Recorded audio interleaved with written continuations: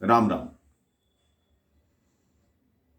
बिना पत्नी के सहायता के, बिना पत्नी के प्रोत्साहन के कोई भी व्यक्ति धर्म का कार्य नहीं कर सकता। किसी शहर में एक पति पत्नी रहते थे। पति सारा दिन घर पर निठल्ले पड़े रहते। पत्नी ने कहा, शहर में राम कथा हो रही है, आप जाकर कथा क्यों नहीं सुनने आते? आपको पुण्य मिलेगा, कोई मंत्र मिलेगा, आपका जीवन सफल होगा। अब वो महाशय कथा में आए, बार द्वार पर स्वागत हुआ कि आइए। एक सेवादार अंदर खड़े थे, उन्होंने कहा बैठिए। अब वो कथा में बैठे। जो पहली बार जीवन में कथा में गया, उसको भला कथा का क्या मतलब, क्योंकि कथा ऐसी है कि कथा में तो सब बैठते हैं, लेकिन कथा किसी किसी में बैठती है। उसको बैठते ही निद्रा आ गई। कथा समाप्त हो गई। व्यास जी उठ गए, सारी संगत उठ गई, लेकिन वो सो रहे। वो दरी उठाने वाला आया, उसने हिलाया कि जाइए।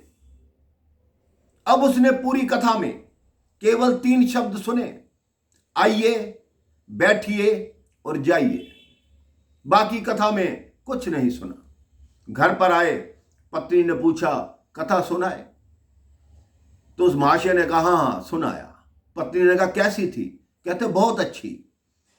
कहती क्या सीखा वहां? कहते 3 ही शब्द सीखे, आइए, बैठिए और जाइए। पत्नी ने कहा यह आपके लिए गुरु मंत्र है, इन 3 शब्दों को याद रखो, रटते रहो, इसी से आपका बेड़ा पार होगा। पति ने कहा ठीक है। अब रात्रि का समय हुआ। अब उसको निद्रा ना आए, वो अपने कक्ष में बैठा, बत्ती बंद हो गई, लेकिन नींद ना आए। बार बार वही रटना शुरू हो गया कि आइए, बैठिए, जाइए, आइए, बैठिए, जाइए। अंधकार को देखकर उसके कक्ष में एक चोर ने प्रवेश किया। उस व्यक्ति ने बोला आइए। चोर ने कहा यह क्या मतलब हुआ?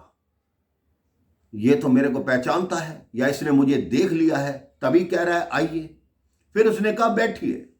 कहते हैं मुझे पक्का जानता है, ये मेरे को पकड़वा देगा। इतनी देर में ही वो व्यक्ति बोला जाइए। चोर भागने लगा। उसने फिर कहा आइए। चोर पलट के आया कि ये मुझे पक्का पुलिस के हवाले करेगा। उसने जो पहले चोरी कर रखी थी, जितना धन उसके पास था, आभूषण उसके पास थे, उसने उसके चरणों में रख दिए। उसके बाद इसने बोला बैठिए, वो चरणों में बैठ गया। इसने फिर कहा जाइए, तो चोर चुपके से भाग गया।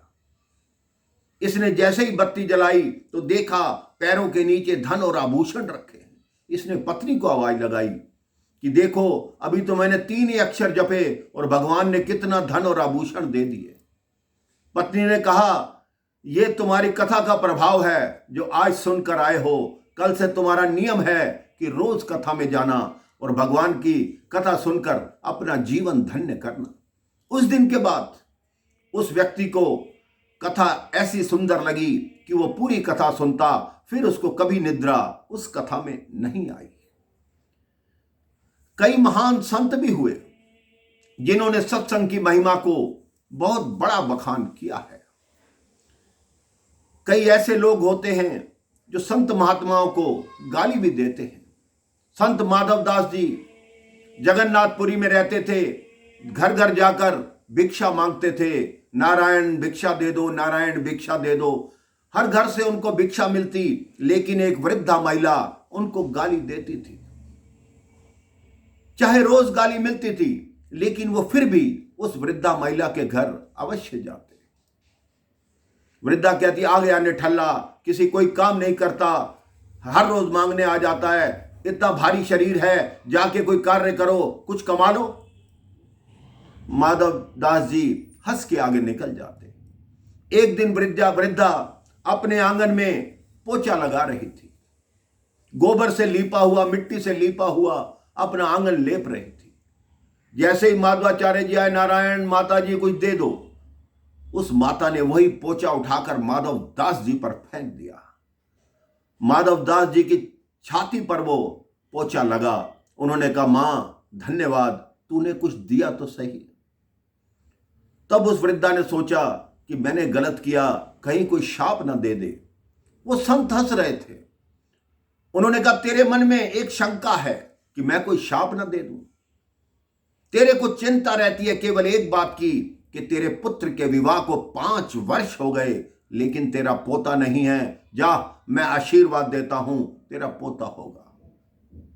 अब वो संत उस पोचे को लेकर समुद्र किनारे गए, उसको अच्छे से धोया, उसको बिल्कुल साफ किया, उसको देसी घी में डुबो के रख दिया और एक एक बाती करके उसकी जोत जगाने लगे। जैसे जैसे जोतें जलने लगी, उस वृद्धा महिला का मन शुद्ध और पवित्र होता चला गया।